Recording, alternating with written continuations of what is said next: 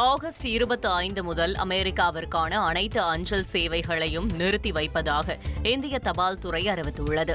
அமெரிக்க இறக்குமதி விதிமுறைகளுக்கு பதில் அளிக்கும் விதமாக அமெரிக்காவிற்கான பெரும்பாலான அஞ்சல் சேவைகளை தற்காலிகமாக நிறுத்தி வைப்பதாக இந்திய அஞ்சல் துறை அறிவித்துள்ளது. 100 வரையிலான கடிதங்கள், ஆவணங்கள் மற்றும் பரிசுகள் மட்டுமே ஏற்றுக்கொள்ளப்படும் என தெரிவிக்கப்பட்டுள்ளது.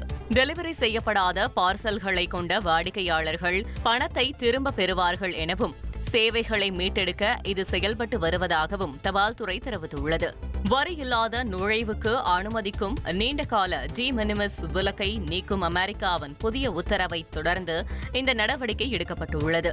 இது அமெரிக்காவிற்கு அனுப்பப்படும் அனைத்து சர்வதேச அஞ்சல் பொருட்களுக்கும் பொருந்தும் என கூறப்பட்டுள்ளது. புதிய அமெரிக்க விதிமுறைகளின்படி கேரியர்கள் இப்போது இந்த வரிகளை சேகரித்து செலுத்த வேண்டும் எனவும் கூறப்பட்டுள்ளது.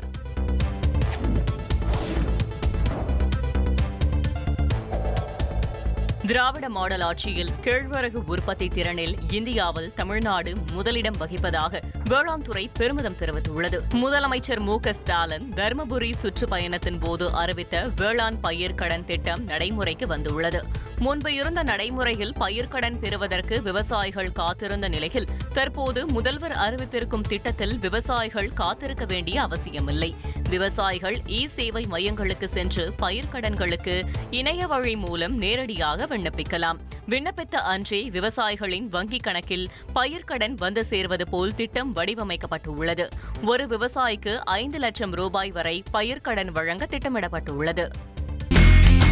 இனி செல்லும் இடமெல்லாம் செய்தி. தந்தை டிவியின் வாட்ஸ்அப் சேனலை ஃபாலோ பண்ணினா செல்லருக்கும் இடமெல்லாம் செய்தி. இதோ QR கோட் இப்பவே ஸ்கேன் பண்ணுங்க, ஃபாலோ பண்ணுங்க.